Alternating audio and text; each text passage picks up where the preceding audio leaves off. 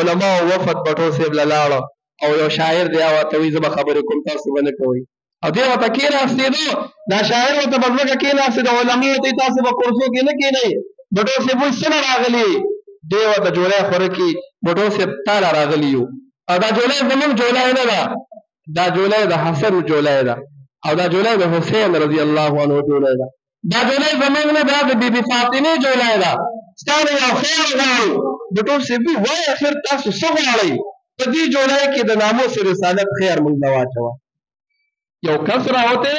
چې غلام احمد قادیانی دی هغه د رسول الله په ناموس باندې داغ لګوي هغه دعوت کوي چې زه آخري پیغمبر یم او زه د رسول الله نه پس پیغمبر یم من تا نه عیني طور دا غواړو چې ته زموږ ملګرتیا وکړو زه خو مسلمان یم ولې به داسې نه کوم او خپلو منبرانو ته یې وټونه واچوي بل پاس کوي نو عیني طور قادیانی کافر وګرځېدو دی به ځان ته مسلمان نه وایي دی به خپل مسجد نشي جوړولی نو یو خو چې موږ ته دغه د دې پته وي چې ختم نبوت څه ته وایي او دا زموږ بس کلکه عقیده وي چې کچرې دا خبره هم څوک موږ ته کوي چې بل پیغمبر شته موږ بالکل نه منو بالکل نه منو د رسول الله نه پس بل پیغمبر شته نه د دغه متعلق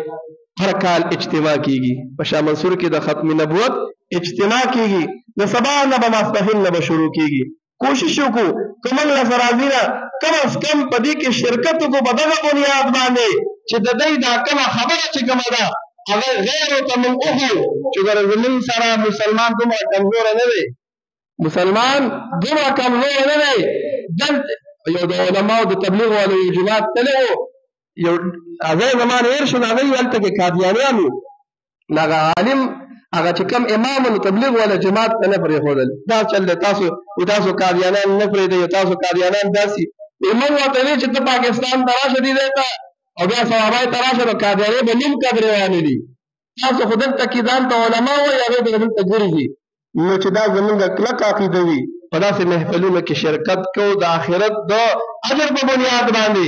د رسول الله د شفاعت په بنیاد باندې چې دغه په دې بنیاد موږ شرکت وکړو چې کېدای شي زما دا لږه منډه کوله زما یو ورځ او دوه ورځ په دې بنیاد ناسته چې زه څه زده کومه څه واورمه زما جذبه جوړه شي غیرو ته موږ وښو چې مسلمان ګر دنیا کې شته تاسو کو لګیا یې هر څومره محنت کوئ قادیانان لګیا دي د خپلې آمدنۍ نه باقاعده حصه مقرر کړې ده هغوی وباسي هغه په دنیا کې خورئ په قسمه قسم ذریعو سره چې د خلکو ذهنونه تباه کړي خو نه مسلمان ژوندی دی کوشش به کوو زه به کوم انشاءالله سبا ماسپښین نه به شروع کېږي نو که کوم ملګری فارغ نه وي نو کم از کم د اتوار په ورځ ماسپښین ورشي دعا کې شرکت وکړي چې دې مجلس کې شرکت هم وکړي کېدای شي الله خو غفور رحیم دی که په دې شرکت هم الله وایي چې ما وبخلې